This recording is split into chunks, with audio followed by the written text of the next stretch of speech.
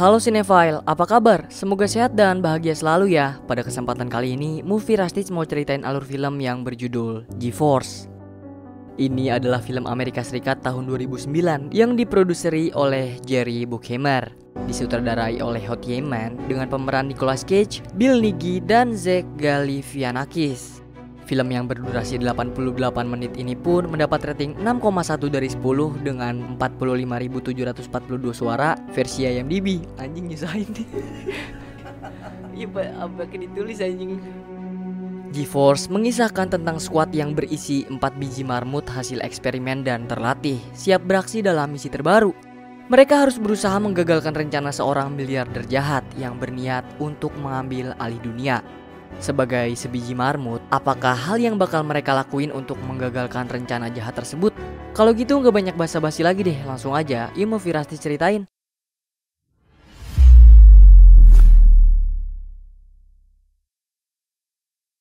Sebuah pertemuan rahasia dilakukan oleh Ben Kendall dan seekor hamster bernama Darwin. Mereka menentukan seorang target yang akan menjadi misi selanjutnya, yaitu seorang pria paruh-baya bernama Leonard Saber, mantan pedagang senjata yang menjadi CEO di Saberling Industry.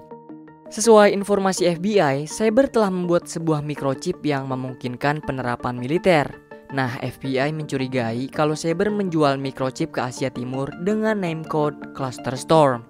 Jadi tugas Darwin mencari tahu cara kerja microchip tersebut serta mengunduh file-file Clusterstorm dari berbagai komputer milik Saber di perusahaan. Darwin harus berhasil memecahkan kasus ini karena ini adalah kasus yang sudah 2 tahun tidak bisa dipecahkan oleh FBI. Pada saat ini kediaman Saber dipenuhi oleh para tamu dan para penjaga yang terus berkeliling. Darwin bersama rekannya Speechless sedang beraksi menjalankan misi. Ia memperhitungkan situasi dari sana. Ada lagi Blaster sama Juarez yang lagi OTW lewat jalur air.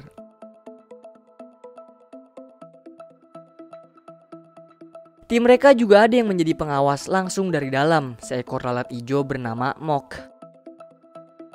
Saber melanjutkan presentasinya. Ia berterima kasih kepada setiap orang yang ada di sana karena sudah menjadi konsumen barang-barang elektronik ciptaannya. Kini Darwin sudah berhasil masuk ke dalam, begitupun Suarez dan Blaster menyusul dari atas. Speechless mengetahui semua yang ada di dalam rumah itu, jadi mudah aja untuk mereka melewati keamanan rumah. Gak pakai lama, Darwin langsung mengakses laptop, membobol password dan mengcopy semua data Saberling yang ada di dalamnya. Sesuai visual yang diberikan Mock, Saber selesai melakukan pidato dan dia akan menuju ke ruangannya. Nah, tiba-tiba sebuah timer terlihat di depan mereka. Itu bukan lagi soal penjualan senjata atau barang elektronik. Akan tetapi, Saber berencana untuk melakukan pemusnahan global. Data menjadi acak seketika, dan Mock harus mengalihkan Saber selagi Speechless mengurutkan kembali data tersebut.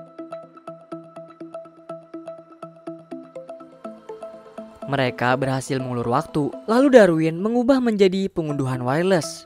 Nah, Saber merasa ada yang janggal, lalu ia menyalakan pemanas ruangannya. Meski pantatnya kebakar, Darwin tetap berhasil mengunduh semua file Saber.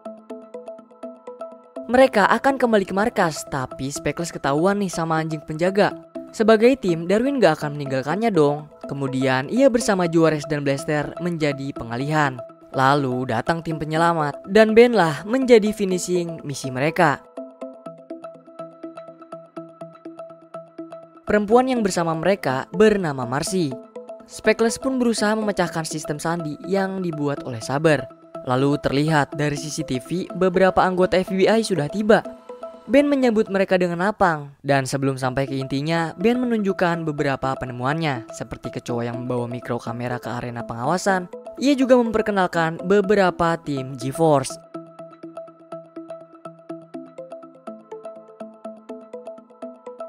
Kemudian Ben juga memiliki alat mikro yang bisa menerjemahkan bahasa hewan ke bahasa manusia. Semua agen yang sok biasa-biasa aja mulai kaget dong saat mendengar Darwin berbicara. Mereka juga kaget saat mendengar kasus yang tidak bisa mereka pecahkan selama 2 tahun. Yang mana sekarang bisa didapatkan oleh para hewan hanya dalam waktu 1 malam. Nah, maksudnya Ben, ia pengen menunjukkan apa yang bisa mereka lakukan. Namun pas ditunjukin file rahasianya, yang muncul malah sebuah mesin kopi doang. Si Darwin ini yakin betul kalau dia udah ngunduh file yang benar tentang pemusnahan global. Tapi sekarang yang ada di depan mereka ya itu. Karena melihat hal yang sia-sia dan khawatir akan menyingkap kerjaannya FBI, jadi mereka akan menutup departemen itu dan mengurung semua hewan, juga barang yang ada di dalam sana. Mengetahui hal tersebut, Darwin pun mengajak mereka semua untuk keluar dari tempat itu melalui kapsul. Ditambah juga tanpa peralatan, padahal Speechless gak bisa ngeliat kalau gak pakai kacamatanya. Marcy diberitahu kalau Cluster Storm belum berakhir. Ia juga akan menjadi pengalihan untuk membuat celah kabur Darwin. Tapi di belakang FBI juga ada. Mereka udah mengepung semua bagian lab, jadi mau gak mau mereka berempat masuk ke dalam kurungan bersama Mock. Tinggal 29 jam sebelum peluncuran Cluster Storm, mobil yang mereka tumpangi membawa mereka ke tempat penjualan hewan. Mereka ditempatkan satu kandang bersama dengan hamster lain. Dia bernama Bucky. Lalu ada hamster jambul lain bernama Harley. Tapi gak ada waktu buat mereka perkenalan, karena mereka harus segera keluar dari tempat tersebut. Mereka juga mengecek engsel kunci kandang. Ternyata tidak ada celah keluar, semua jalan terkunci rapat. Lalu saat Mock datang, Darwin memintanya untuk mencari Ben, memberitahunya kalau Cluster Storm akan meluncur dalam waktu 29 jam lagi. Kita pergi ke markas FBI di Los Angeles. Ben baru aja keluar dari kantor itu dijemput Marcy. Ia kembali meyakinkan Ben bahwa Darwin benar-benar mengunduh file Cluster Storm karena USB-nya tertinggal di gudang mereka. Mata-mata yang dikirim FBI mengetahui kalau Saber Industries sedang meluncurkan sebuah proyek bernama Cluster Storm. Tapi sayang Saber terus menutupi jejaknya dan mereka nggak punya banyak bukti untuk melakukan investigasi. G-Force melakukan berbagai cara, tapi kandangnya sangat kuat. Nah, satu-satunya jalan keluar para hamster adalah diadopsi. Jadi mereka harus bertingkah seimut mungkin untuk memikat manusia yang akan membawa mereka pulang. Salah satu pengunjung tertarik pada Juarez. Selanjutnya Harley, tapi sayangnya Harley malah disiksa. Ia dilempar ke kandang ular. Anak yang melempar Harley kembali mengambil blaster. Kemudian mereka pun pergi dengan membawa 2 anggota G-Force. Di kediaman bocah tadi, Juarez lagi didandanin sama anak yang membelinya. Sedangkan Blaster, dia lebih bersenang-senang dengan aksi menantang yang diberikan oleh pemiliknya. Karena teledor, ia menjatuhkan kontrol kemudi itu di depan Blaster. Gak pakai lama, marmut ini pun mengganti stik kemudinya untuk menjemput Suarez. Melihat peliharaannya keluar, anak ini pun mencoba kembali menangkapnya dong. Tapi Blaster terlalu lincah. Di saat yang bersamaan, Juarez juga berhasil melepaskan dirinya dari si bocil. Nah, malahan manusia nih yang dikerjain sama para marmut. Sedangkan saat ini Speechless lagi berpura-pura mati. Dia berpikir kalau pemilik tahu ia mati, maka ia akan dikubur dong di halaman belakang. Begitu rencananya. Tapi saat itu ada truk pengangkut sampah dan rencana mereka hancur. Yang tersisa hanya tinggal Darwin, Harley, sama si hamster Bucky. Harley melihat sebuah tanda lahir yang dimiliki Darwin sama dengannya. Mungkin itu berarti mereka adalah keluarga. Namun Darwin mencekalnya karena ia merasa bahwa dirinya merupakan seorang agen mata-mata rahasia yang direkayasa secara genetik dan sudah terlatih sejak lahir. Nah, Harley ini tetap kepada pendapatnya nih. Ia merasa Darwin sama kayak dirinya, hanya seekor marmut biasa. Mungkin mereka saudara yang terpisah sejak lahir. Meskipun itu cuma hayalannya, tapi membuat Harley merasa sangat senang memiliki saudara. Saat semuanya tertidur, Bucky malah berisik di dalam rumah-rumahan. Nah, ternyata ia memiliki banyak makanan di dalam. Makanan itu ia ambil dari luar kandang. Melihat kesempatan emas ini, Darwin segera turun untuk pergi dari tempat tersebut. Lalu dengan kesengajaan, Bucky juga mendorong Harley turun dari kandang. Nyatanya, ia nggak mau ada binatang lain tinggal di satu kandang itu. So, dengan merasa terpaksa, Darwin pun mengizinkan Harley untuk ikut bersamanya. Tengah malam tepat, saat ini Tuan Leonard lagi berkomunikasi dengan Tuan Yanshu. Mereka menyamarkan suara mereka masing-masing. Nah, mereka sedang membahas tentang kesuksesan jadwal proyek Cluster Storm dan microchip Cybersense akan aktif 19 jam lagi. Pagi ini, Darwin dan Harley sudah tiba di halaman rumah. Ia terus berjalan menemukan rumah dari keluarga yang membeli Juarez dan Blaster. Namun di perjalanannya, mereka dihadang oleh 3 anjing rumahan. Gak kehabisan akal, Darwin pun menggunakan ban untuk melewati anjing-anjing itu. Dan karena mereka nggak tahu cara menghentikannya, ban itu malah jadi semakin kencang sampai menabrak tiang jalanan. Kejadian itu membawa mereka sampai ke depan toko kue. Di toko itu juga Darwin melihat mesin kopi yang persis seperti ia lihat dalam file Cluster Storm. Jadi Darwin berinisiatif nih untuk memeriksa mesin kopi itu sampai ke dalam. Dan ternyata terlihat sebuah microchip yang sedang aktif. Nah, microchip itu adalah sebuah susunan transceiver tingkat militer yang sudah dikembangkan untuk program militer. Sebuah senjata tanpa awak. Terus pas dia pengen nyabut microchip tersebut, mesin kopi itu tiba-tiba hidup dan menyerang mereka.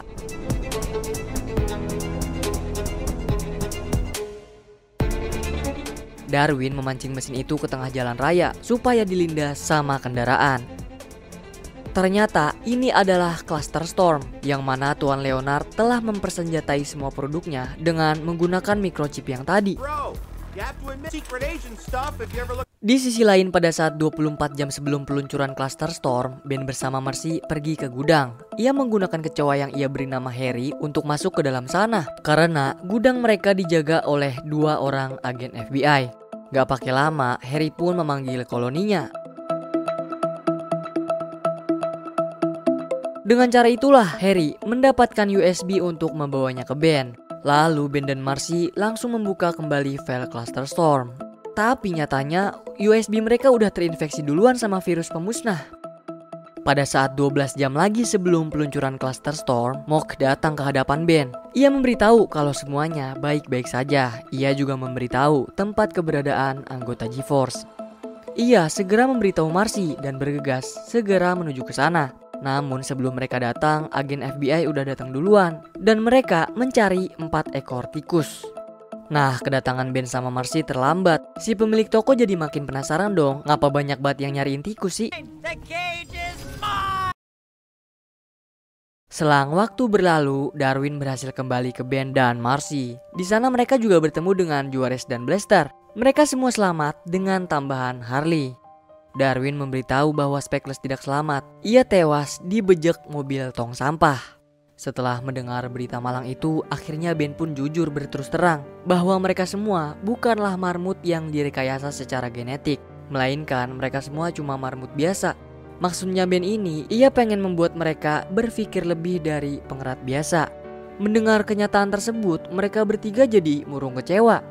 Beruntungnya Harley bisa menyemangati kembali mereka semua. Justru dengan keadaan mereka yang seperti diceritakan Ben, harusnya membuat mereka menjadi semangat. Mana ada sih marmut yang bisa ngelakuin misi rahasia? Jadi mereka harus percaya sama diri mereka sendiri, karena mereka sangat istimewa. Nah, mesin yang dibawa Darwin dan Harley memiliki bukti yang kuat. Darwin pun bercerita, pas dia mencoba memutus microchip yang ada di dalam mesin itu, membuat mesin itu hidup dan menjadi sebuah senjata mematikan. Jika setiap produk saber industri memiliki microchip seperti ini di seluruh dunia, berarti tinggal nunggu waktu doang sampai bumi menjadi musnah. Dan waktu mereka untuk menggagalkan itu semua hanya tinggal 30 menit lagi. Namun sayangnya Ben tidak bisa mengakses USB yang didapatkan Darwin karena ada virus yang melindungi data-data file Cluster Storm. Nah, dari perbincangan masalah yang didapatkan mereka, Harley memiliki sebuah ide brilian. Ia menyarankan Ben untuk melawan microchip Cybersense dengan menggunakan virus yang ada di USB itu. Mungkin hal itu bisa berhasil. Ditambah kini mereka dipersenjatai dengan perlengkapan baru, yaitu sebuah mini prototipe yang dinamakan dengan RDV. Gerak-gerik mereka sudah tercium oleh anggota FBI yang lain. Melihat aksi tersebut, FBI langsung mengejar mereka dan meminta bantuan dari markas. Mock lah yang menjadi mata-mata mereka di langit. Beberapa mobil FBI berhasil mengejar dan mengepung mereka. Terus karena udah begini, mending mereka berpencar aja dah bagi Vision. Agen FBI pun mengejar mereka satu persatu.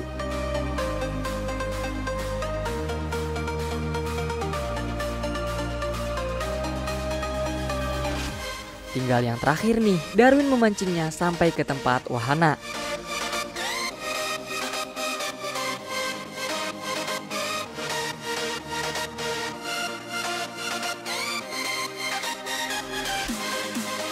Beruntungnya mereka semua berhasil. Sekarang G-Force sudah sampai di tempat tujuan misi mereka, lalu masuk melalui ventilasi udara. Dari sini tugas Harley sangatlah penting. Ia harus menjaga jalan keluar teman-temannya dan jangan pernah meninggalkan tempat ini. Inti jaringan ada di belakang kaca itu dan mereka bisa masuk melewati celah kecil. Namun rupanya itu tidaklah mudah karena banyak jebakan yang menunggu mereka.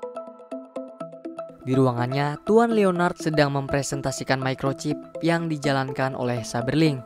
Kemudian, ia mengaktifkan Cluster Storm. Walaupun sudah diaktifkan, ini semua masih belum terlambat karena mereka masih bisa menghentikannya dengan mengunduh virus itu ke inti komputer Saber. Sedangkan nih, Harley pergi dari tempatnya. Ia malah mencari makan dan terperangkap di dalam mesin oven yang aktif. Bukan cuma itu aja, semua mesin dari Saber Industri aktif menjadi mesin pembunuh. Masing-masing dari mereka semua mulai berkumpul untuk menyatukan diri. Bencana ini langsung tersebar ke berbagai tempat. Para militer juga langsung mengepung kediaman Tuan Leonard. Nah, tugas G-Force jadi semakin bertambah saat tahu Harley terjebak di dalam oven.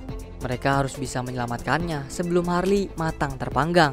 Ditambah mereka juga harus menghindar dari pemicu ledakan. Ternyata nih, Tuan Leonard sendiri ini juga kena dampaknya. Ia diserang sama barang-barang elektronik ciptaannya sendiri. Alat elektronik yang hidup ini tidak terlalu cerdas untuk melawan para hamster. Hingga Darwin pun berhasil mengeluarkan Harley dari dalam sana. Darwin memanfaatkan momen untuk memancing mesin itu, mengaktifkan pemicu jebakan. Meski Darwin terjebak di sisi yang berbeda, mereka semua selamat.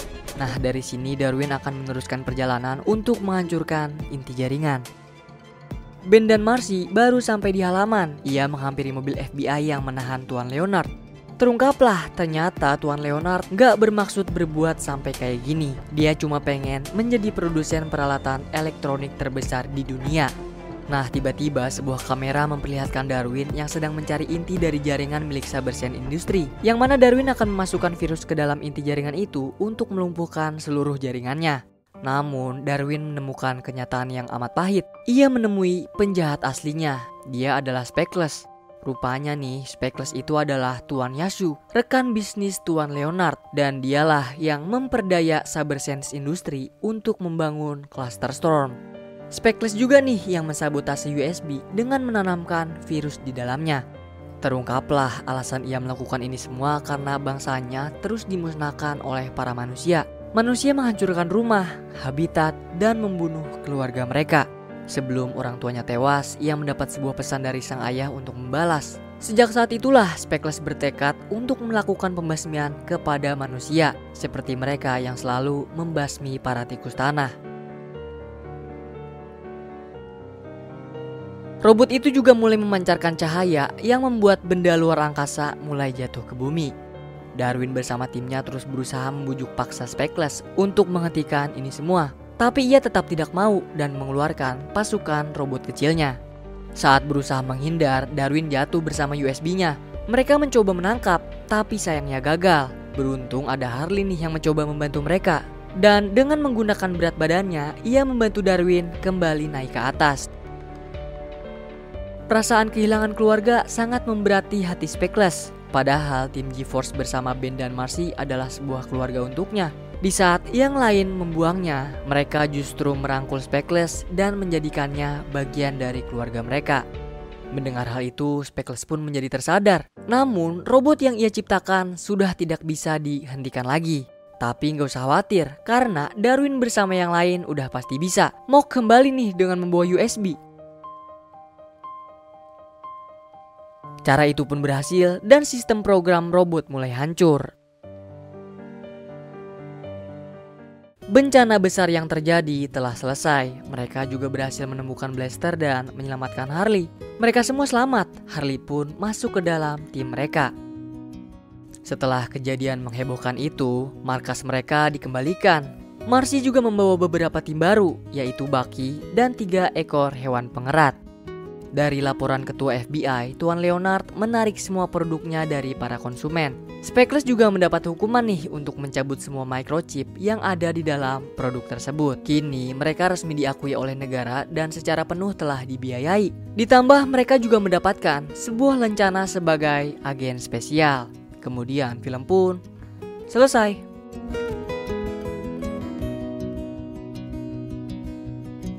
Wah, parah sih ini filmnya. Kebayang gak sih barang elektronik yang ada di sekitar kalian jadi hidup dan beringas? Serem banget pasti. By the way, kami juga pernah loh nyeritain alur film yang temanya kayak gini, tentang barang elektronik yang hidup dan ingin memusnahkan manusia. Tuh, kamu tinggal klik di pojok kanan atas aja ya. Seru dah ini mah, asli. Movie Rastis memberi skor 7,5 dari 10 jengkol nih, yang berarti bau buat kamu nikmatin. Soalnya film ini memberikan sebuah cerita yang simpel dan cukup sederhana buat kalian bisa nikmati bersama-sama. Menurut kamu sendiri gimana nih? Berapa jengkol sih yang mau kamu kasih buat film ini? Komen-komen di bawah ya. Dan terakhir, Movie Rastis mau ngucapin banyak terima kasih buat kamu yang udah nonton konten kami. Like video ini jika kalian suka. Kalau ada kritik, saran, atau request bisa banget di komen-komen kayak biasa. Pokoknya jaga terus kesehatan dan semoga keberkahan selalu menyertai kita. Salam dari kami untuk kalian semua. Cheerio.